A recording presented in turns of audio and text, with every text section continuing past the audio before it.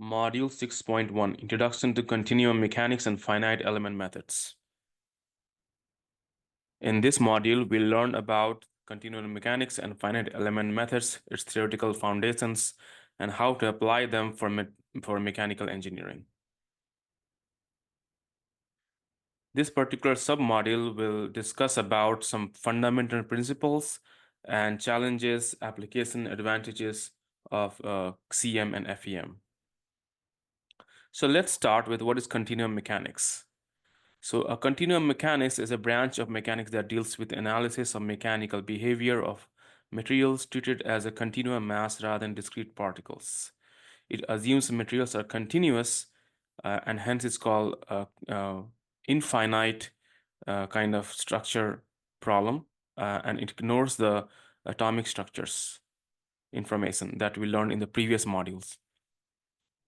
So the main focus in continuum mechanics is to understand how do materials deform, how they behave under certain loads, and so on. And most of the engineering quantities or engineering physical quantities that are important in continuum mechanics, like temperature, force, stress, can be represented by a tensor. So you might remember in the mathematical module, we did talk about tensor. If you are not sure about that, feel free to revise that module. So CM covers the development of mathematical models that describe the physical properties of materials under various loading conditions. So it can be elasticity, plasticity, fluid dynamics, and so on. So the key assumptions in continuum mechanics are continuity. So materials are assumed to be continuous and homogeneous, ignoring the atomic structures. So suppose we want to model an airplane, we will take the propeller and we'll consider as one system instead of dealing in each and individual atom of the propeller or engine and so on. And it deals with materials can change shape in response to external force. And it also assumes that properties do not vary sharply from point to point in the material. So that was the case for example, the phase field modeling or atomistic structure modeling and so on.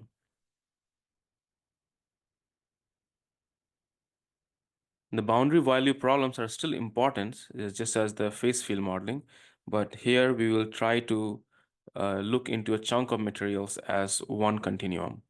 So the key areas of studies are elasticity, plasticity, and viscous elasticity, and some of the governing equations that we also learned previously in other modules, such as conservation of mass, momentum, energy, still are very important for continuum mechanics. So what are the applications? Of course, any mechanical engineering task, the first thing we deal with is the stress strain of the structures and the materials. So continuum mechanics is definitely very helpful in providing insight into those kind of scenarios. And it can be useful for designing materials and structures in civil, aerospace, automotive, and mechanical engineering, of course, and understand geological phenomenon and biomaterials, biomechanics behavior as well. So it's very useful. So let's now jump into finite element method. So as you can see from the previous slides in the continuum, which basically imply in principle infinite systems. Finite element method deal with finite objects, and that's where the word finite comes from. So instead of dealing with a continuum or infinite system, it breaks into elements, and that's why the name finite come from. And it divides the structure into several elements or piece of structures. Then it reconnects this element as nodes. So I will talk about that. What are nodes? As if nodes were pins or drops of glue that hold elements together. And this process results in a set of simultaneous algebraic equations. So usually in mechanical engineering problems, we deal with several partial differential equations. We also learned that in the phase field modeling. And here we'll try to convert those PDEs into algebraic equation that we can solve using linear algebra. So in finite element method, you can consider is a numerical technique for finding approximate solution. The keyword is approximate to boundary value problems for partial differential equation. It is used predominantly in engineering, especially for structural, thermal, and fluid dynamics. The term FEM was first coined by Ray William Clough. He's also known for as a legend of earthquake engineering in 1960. And just you can see how important this technology was just after this term. In 10 years or so, uh, huge companies such as ANSYS, Adina, Abacus originated in 1970, and still almost 60 or 70 years, and this is still very relevant for engineering applications. It's a very powerful technique. So the key principle, and we will talk about it in more details in the next module, but the key concept in finite element methods are discretization, mesh generation, and elemental equation setup. So in discretization, we will try to break down a large, complex system into smaller, simpler parts known as finite elements. And then we will connect it in using a mesh for the complex system. And then we will try to use mathematical formulation that describe the behavior of each element in the system. I'll talk about this, what is the behavior here in the next module. And the typical process, so there are three main um, steps for finite element: pre-processing, solution, and post-processing. So in pre-processing, you define the problem, include the geometries. Geometry is very important. Uh, Assign properties of materials. So this is why other modules and materials design can be very important. You have to know what material you are simulating and corresponding material parameters. And also very important, boundary conditions. So uh, um, we'll talk about this in more details, but without these, it's hard to solve any realistic partial differential equation. And what kind of elements you want to use. We'll talk about 1D, 2D, 3D elements, and so on in the next module. So in a way, you can see this pre-processing step similar to the atomistic modeling or phase field modeling or mesoscale modeling, where in that scale, we had atomic structure and the atomic coordinates as geometry. But here we will have, instead of atomic structure and atomic coordinates, we have the node coordinates or node information and their connectivity. So in a way, you can find or the relation between these two kind of methods. And then the process solution.